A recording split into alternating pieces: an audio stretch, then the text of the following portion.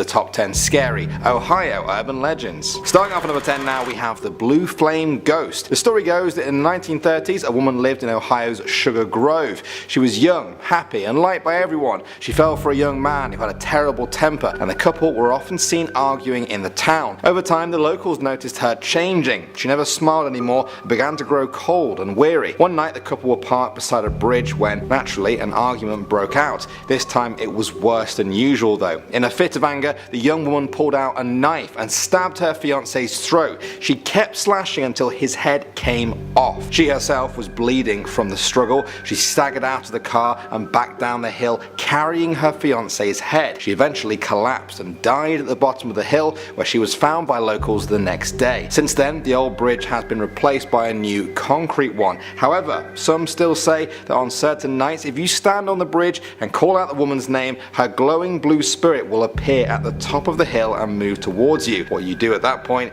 is honestly up to you, but given the vengeful state in which she died, most people don't stick around. Next up at number 9 now, we have the Defiance Werewolf. This is a very famous one. The people of Defiance in Ohio have claimed that for the past 45 years or so, they've been terrorized by a werewolf. It was first sighted in 1972. Over the summer, there were many sightings of a rampaging, hair-covered beast on 2 legs. It was said to have a muzzle and was always covered in rags. The local media went into a frenzy, and even the police opened up a case file on the sightings. There have been many sightings since then. Many of them were around a series of old railroad tracks in the town, usually late at night. One of the first sightings was by a Mr. Davis. Now he said, "I was connecting an air hose between 2 cars and was looking down. I saw these huge hairy feet. Then I looked up and he was standing there with that big stick over his shoulder. When I started to say something, he took off for the woods." His friend Mr. Jones was with him at the time. He said, "At first I thought the whole thing was a big joke.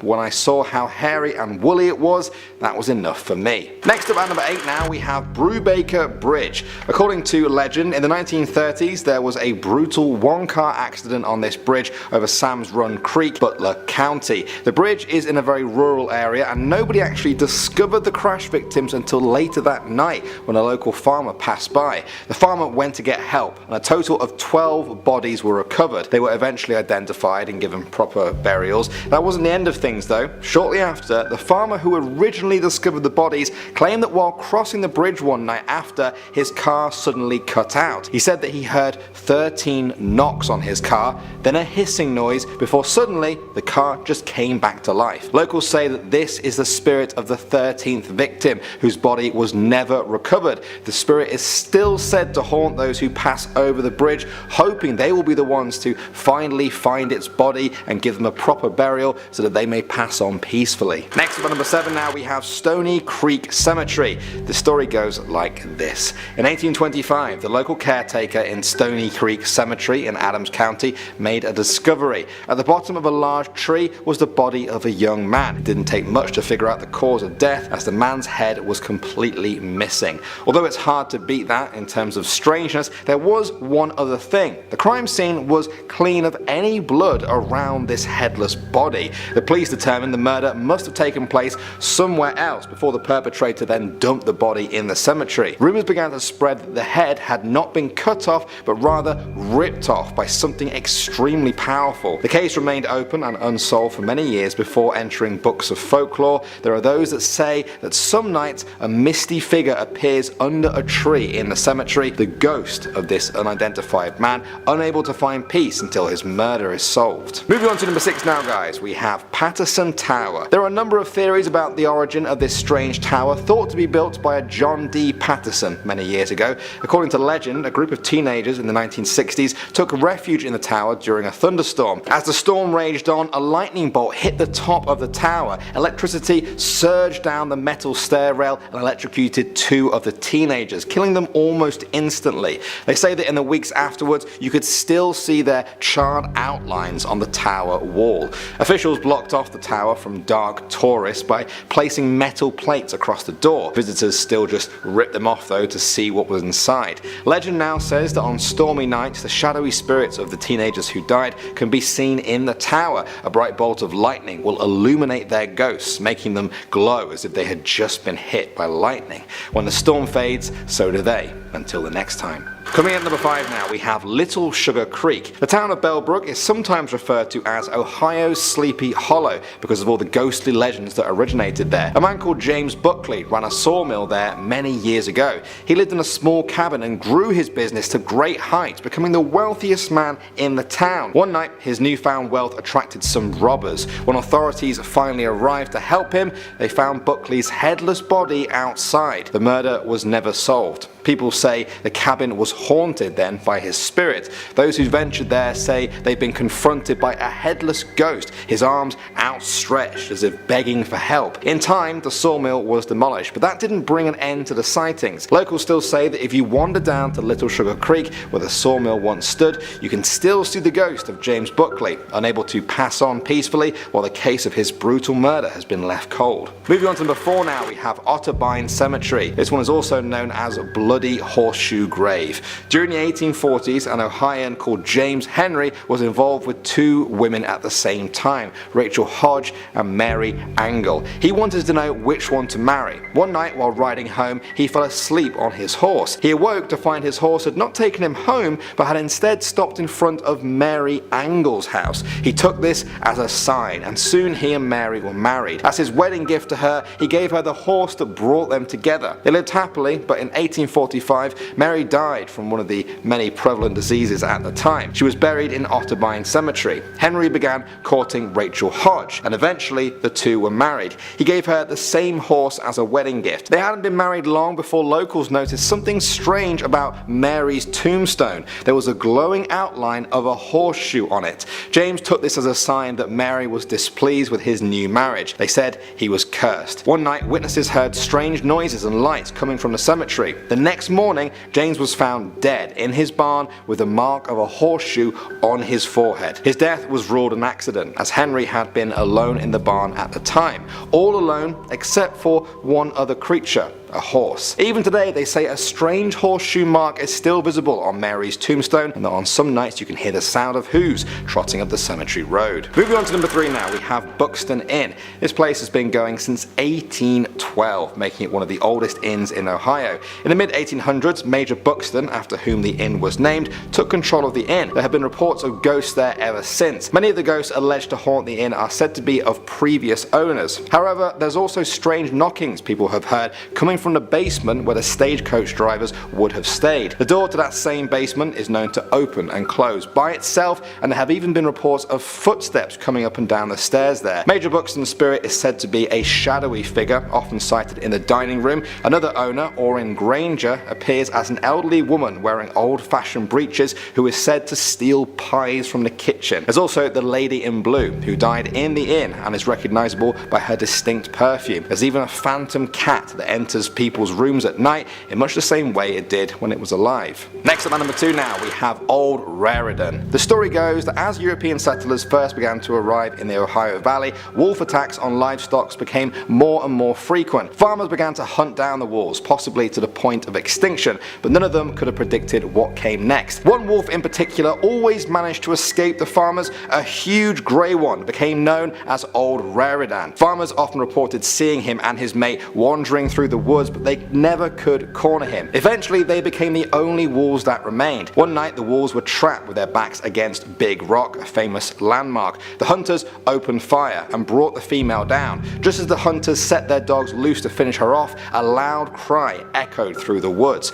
Old Raritan leapt in front and fought the dogs off. The hunters opened fire and wounded him too. Eventually, they called off their dogs. Old Raritan dragged his now dead mate up to the top of Big Rock. Once there, he let out a thunderous howl across the backdrop of the moon and then slumped down beside his mate. All was quiet, but not forever. On certain nights, locals say you can still hear a painful howl, and that if you head to the top of Big Rock, you'll be faced with the ghost of Old Raritan, still ready to fight in his afterlife. And finally, number 1 now, we have the Bloody Bridge. Sometimes you can just tell from these titles where these stories are heading. This bridge lies just outside of Spencerville, crossing the Miami-Erie Canal. According to legend, the bridge was the site of a grisly murder in 1854. In the years before that, a rivalry grew between two local men, Bill Jones and Jack Billings. Both had fallen for a woman called Minnie Warren. In the end, Minnie chose Jack, sending Bill into a fit of rage. One night in 1854, Minnie and Jack began to cross the bridge on their way home from a party. At the other end, though, stood Bill.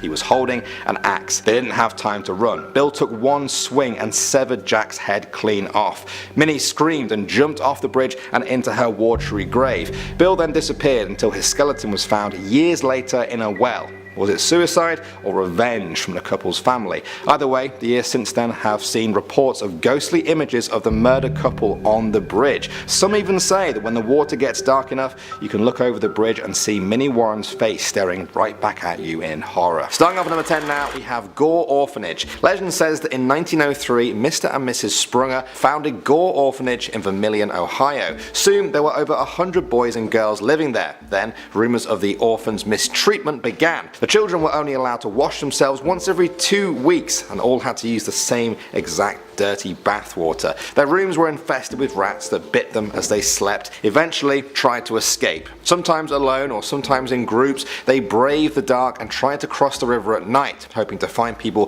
to look after them in the nearby town. On one cold night in December 1923, Gore Orphanage caught fire. Now to this day, nobody knows how it started. Some say a child knocked over an oil lamp, others say Mr. Sprunger started the fire because he hated the children and wanted to collect the insurance money. The building burnt to the ground. Locals couldn't get close to the inferno to save them and had to listen to their screams as the orphanage was reduced to a charred husk. Legend says that you can still see their ghosts lurking in the field where the orphanage once stood. Late at night, you can hear the sounds of screaming and pleading for help. Moving on to number 9 now, we have Athens Insane Asylum. Now this building opened its doors in 1874, becoming one of Ohio's largest asylums for the mentally ill. In the beginning, things went well. It offered some of the best care to its patients. As the years went on, the owners realized that they could put some of the patients to work there, specifically on the nearby farm. The greedier they got, the more patients they took on. By the 1950s, it had become a dumping ground for anyone that a family couldn't afford or simply didn't want to look after. At 2,000 patients, it was now 3 times over its capacity,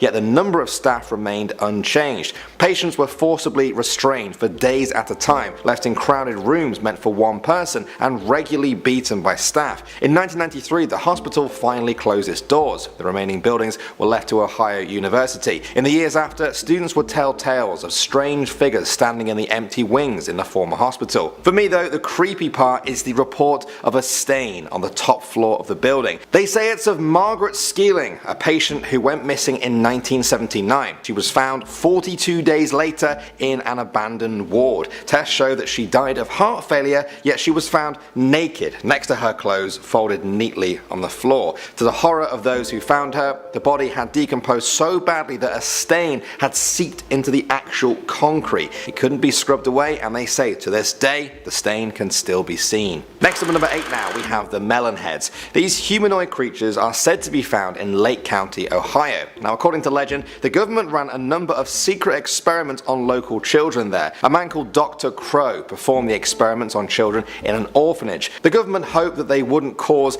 as much of a stir that way because nobody would care about the children. Not my words, theirs. Or potentially theirs. The results of the experiment were shocking. The children's hair began to fall out and their bodies mutated, increasing their head to a gigantic size as a result of injecting them with excess fluid. The children feared for their lives. They grouped together and overthrew the twisted doctor, murdering him one night in the orphanage. Then they set fire to the building and fled to the woods to become feral. In the years since, locals have reported seeing fully grown adults with huge heads darting through the trees. While this is already creepy creepy by itself. They also say that the so-called melon heads are now cannibals, feeding on any person that wanders too close to the woods. Moving on to number 7 now, we have the Reformatory. This is an old prison built in 1896 and designed by Levi T. Schofield. He wanted the place to inspire the inmates to experience a spiritual renewal and give up their harmful lifestyle, repent their wrongdoing. In the end though, it gained a reputation for death, after more than 200 people died there over the years. These days, people say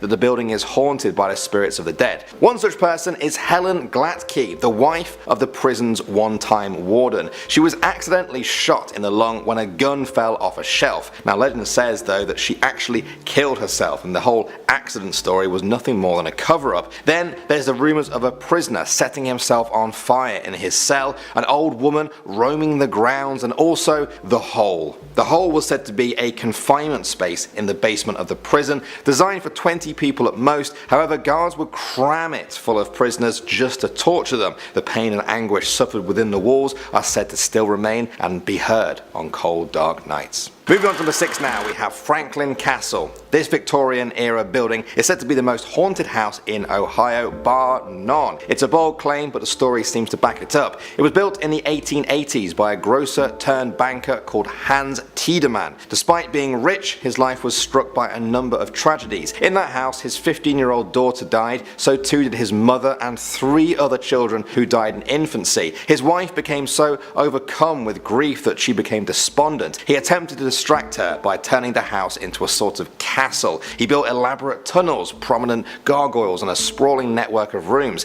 He stopped though when his wife also passed away. He sold the property. It changed hands a number of times over the decades, and then in the 1960s, reports of hauntings in the house began to spread. There were strange electrical surges, the sound of babies crying, and a mysterious woman in black who roamed the hallways at night. In 1975, human bones were said to be found in a closet in the house. Now since then, there have been reports of an axe murderer there. People may dispute some of the stories, but some people who visit agree that a lasting presence can definitely be felt at old Franklin Castle. Moving on to number 5 now, we have the Loveland Frogmen. This is a really weird one, guys, and I'm saying this as a guy who has done more urban legends videos than he's had hot dinners. Residents of the town of Loveland have been reporting since 1955 that amphibious men live along the river there. The first sighting occurred when a businessman claimed to have witnessed 3 bipedal quasi-reptilian entities congregating by the side of the road. The man pulled his car to the curb and watched the creatures for about 3 minutes. He described them as being 3 to 4 feet tall, covered with leathery skin and having webbed hands and feet. While they had some human-like features, he said that they had distinctly frog-like heads. Just before the creatures left, one of them seemed to wave what the witness described as a wand above its head. Like an actual magical wand. Sparks apparently came out of it. The man left, but over the years many have reported similar experiences, leaving many locals to see the frogman as just a strange part of reality. Next up at number 4 now, we have the Grassman. You can think of this one as Ohio's version of Bigfoot. It's said to have all the same characteristics, a tall bipedal hominid that skulks around Ohio's deep woods. The Grassman gets its name from apparently building small hut-like structures or nests made out of tall grass. The first sighting occurred in 1978 when some local kids ran into their grandparents' home screaming about a hairy monster they had just seen in the gravel pit outside. When the grandparents went outside to investigate, they saw it too. They said it was covered in dark matted hair, sitting in the pit and fiddling with some trash. They later estimated it to be about 300 pounds. The family fled, but it wasn't the last time that they or many other locals saw them. When people started investigating, they found records from the 1700s of Native Americans in the area who spoke of a race of bipedal ape men. They referred to them as the wild ones of the woods and would often leave food out for them in an effort to keep the peace. Next up at number 3 now, we have the Cincinnati Music Hall. This is a classical music performance hall in Cincinnati, completed in 1878. Before construction was even finished, it was said the location was a place where the dead render the lives of the living a burden to them. martyrdom. How intense does that sound? When a nearby canal was being made, authorities found over 100 human skeletons that had to be removed. They buried them in the ground on which this building now stands on. More remains were placed there in 1838 when a steamboat exploded and flung bodies all over the city. They were also buried in the ground below the music hall. If that wasn't enough to creep you out, it also stands atop of an old orphan asylum and an old Civil War hospital. All of this has resulted in locals claiming it's the most haunted place in town. One night watchman felt the presence of ghosts there. He said, "They never touch me, but I always know when they are around, by an icy chill, a thrill of electricity. They never annoy me now by mere knocking, for I have gotten so used to it. So used to it that sometimes when people have really knocked at the door, I didn't open because I thought it was only the dead that kept knocking, knocking, knocking." Well, I'm glad he can be so calm with dead people knocking at the door at night. Most of us would just nope right out of there. I know I definitely would. Moving on to number 2 now, guys, we have Lake Hope Furnace. During the Industrial Revolution, this furnace was used to process iron ore gathered from the area's sandstone bedrock. After 20 years, the furnace is shut down, but some say creepy stories still remain. They say that in order to ensure the furnace continued operating at night, watchmen were employed to tend to the furnace fires. On one fateful night, a watchman was walking along the platform with his lantern when he slipped in the darkness and fell into the bubbling ore inside the furnace. He screamed out for help, but was consumed in seconds. Now, legend says that on stormy nights, a ghostly watchman returns to make his rounds. There have been dozens of reports of a dark figure carrying a lantern walking along the top of Lake Hope Furnace.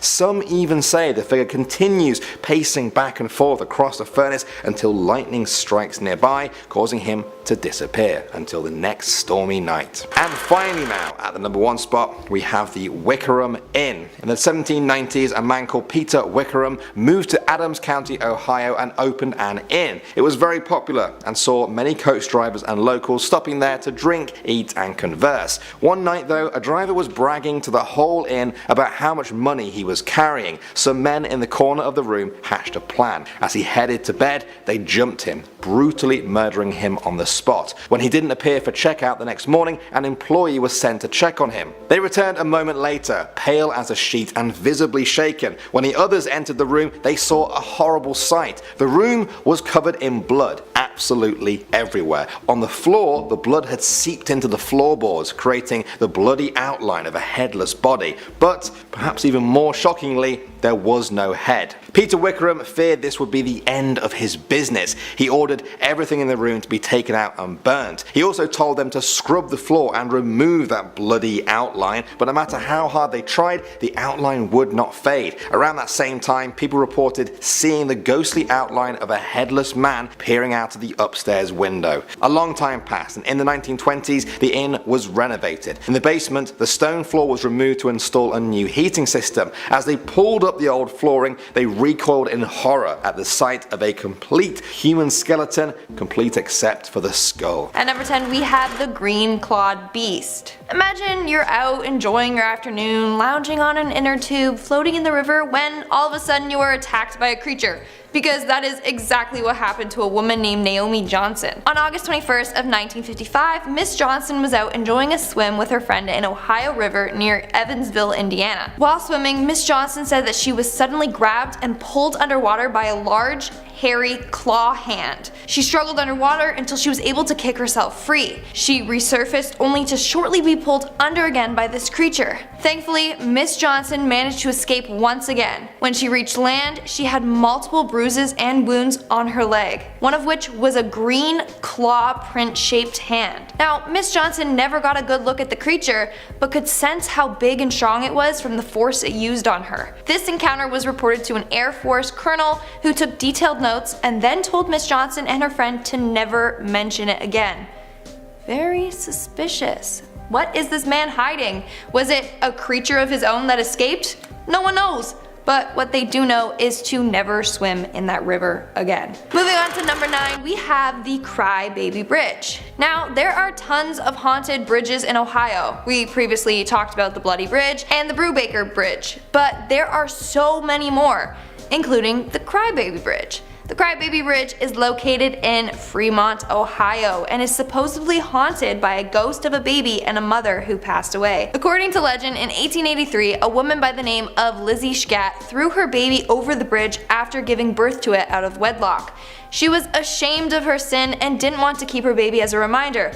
To this day, you can hear the child crying in the middle of the night, and can even sometimes see Lizzie wandering the bridge looking for her child out of guilt. In our 8th spot, we have Walhalla Road. Located in North Columbus, this road is supposedly one of the scariest roads in Ohio. Legend has it that around 1950, a doctor by the name of Mooney and his wife and kids used to live along the road. It is said that one night Mr. Mooney lost his mind and murdered his family along this road. Apparently, if you walk this road in the dead of night, then you will see the ghost of Dr. Mooney murdering his family. You will also be able to hear them screaming and hollering. Like, the name of the road is literally Walhalla, like holla, like get it? Just a weird coincidence. Also, if you walk this road at night, it is said that you can see an eerie blue light appearing from the attic of the Mooney's old mansion. Coming in at number 7, we have Loveland Castle. Although it may sound like a nice place to go for a honeymoon, don't be fooled. It's not. Well, maybe if you guys have a thing for ghosts. Not judging. Now, this castle was actually handmade by a man named Harry Andrews back in 1929. Harry was obsessed with medieval times and architecture and decided to build this towering castle in the middle of the Midwest. Andrew passed away in April of 1981 at the age of 91. Loveland Castle is now a museum spot for tourists to visit. It is said that people have seen a shadowy figure roam the halls that resembles Harry. Typically, this ghost makes an appearance when something in the castle is going to go wrong. This may be Harry's way of still looking after the castle after passing away. In fact, one time, sounds of slamming doors could be heard upstairs. Upon investigation, they noticed that the septic tank was about to overflow. They believe that the slamming doors was Harry's way to warn them about this. And lastly, there's also said to be another spirit roaming the castle. This spirit is referred to as the Viking entity. Now, people believe that this entity is attached to one of Harry's antique swords in the castle. This Viking can be seen in a long black cloak, carrying a sword at his chest. Moving on to number 6, we have Riders Inn. Now, if you ever need a place to stay in Ohio, don't worry, I got you covered with a list of haunted inns not to stay at. Now, on this list is a bed and breakfast known as Riders Inn. In this inn, you can enjoy their restaurant, comfy accommodations, and of course, 3 ghosts. The first ghost that people have claimed to see is of a man dressed in a Civil War uniform. Now, both the other 2 ghosts are Roxanne and Susanna, the second and third wives of the inn's founder, Joseph Ryder. Apparently, Roxanne is a friendly ghost, whereas Susanna causes trouble around the inn. Inn residents have stated that they have been let into the inn by a woman in a white nightgown when the doors should have been locked. This was either the ghost of Roxanne or Susanna. Now, may I mention that this inn is literally located on a street named Painesville? Like, what are the odds? We are now at our halfway mark with number 5. The Witch's Ball. What's a scary legend without some witches? Myrtle Hill Cemetery in Medina County is known for getting quite the group of interested people. Among all the graves, there's one in particular that stands out, and that's because it's marked with a giant sphere. This story revolves around a woman that endured a lot of suffering throughout her life. As a result, she ended up murdering her family members. She would have gotten away with it too if it wasn't for those meddling kids and their dog. Just kidding. But I love Scooby-Doo. Classic. But seriously, she would have gotten away with it if it wasn't for the town members who realized that her family just started to disappear. They believed that she was a witch and she was practicing her magic in the woods. As a result, she was stoned to death and buried under the giant sphere. Now, apparently she was buried standing up to make it hard for her to escape, and the spear was put on top as another precaution to make sure she never arose. However, it is said that her spirit has found a way to escape. In the wintertime, snow will not fall on the sphere or the ground around it.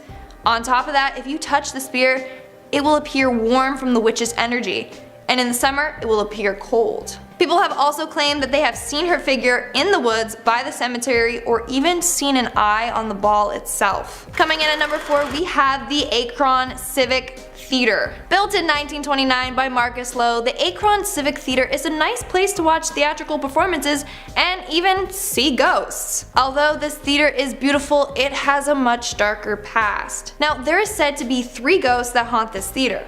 The first ghost is of a janitor named Fred. Fred apparently was the janitor for the theater and passed away one evening on his shift. Fred's ghost has been seen throughout the theater, and in fact, one person reported seeing him standing just outside the main entrance. It is also said that Fred becomes angry for anyone that dirties up the bathroom and will chase or attack them. No thanks. I'd rather hold it in if that's the case. The second ghost is of a man who is said to be a frequent theater goer or even of an actor that used to work there.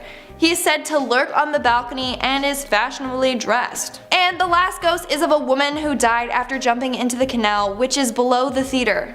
Her spirit is still said to roam the theater and is often heard crying. Let's move on to number 3 with the Headless Ghost. In October of 1889, a train conductor by the name of John Walsh was bringing the train along the Nickel Plate Railroad in Arcadia. While waiting for the signal that would allow him to continue traveling, he noticed that a section of the train cars had disconnected. While trying to reconnect them, the other missing section came barreling towards him, smashing his head between the 2 cars. In January of 1890, it is said that an engineer has seen John's ghost. Apparently, at night you can see John's headless ghost roaming the tracks looking for his, well, lost head. It is also said that he carries a lantern which he swings back and forth, and people have seen the eerie glow of his lantern at night. In our second spot, we have Helltown. What a nice sounding town to visit in Ohio. Helltown is located in an abandoned town of Newville in Ohio. Now, Helltown wasn't always the name given to this area. It was once known as Boston Mills, but it was bought out by the government, who forced the residents to leave the town. Legend states that the government closed down Boston Mills after a chemical accident that occurred there. As a result of this accident, citizens began to mutate. Some people have claimed to see these disfigured, mutated residents still lurking in the area. It is also said that murdered children roam the woods of Helltown. Apparently, while headed to school, a school bus filled with students ran out of gas. They were stranded in the middle of nowhere when they were killed by a patient from a mental asylum. It is said that the ghosts of these children still roam the woods and can be seen at night, along with hearing their screams. And in our number 1 spot, we have the West Branch Witch.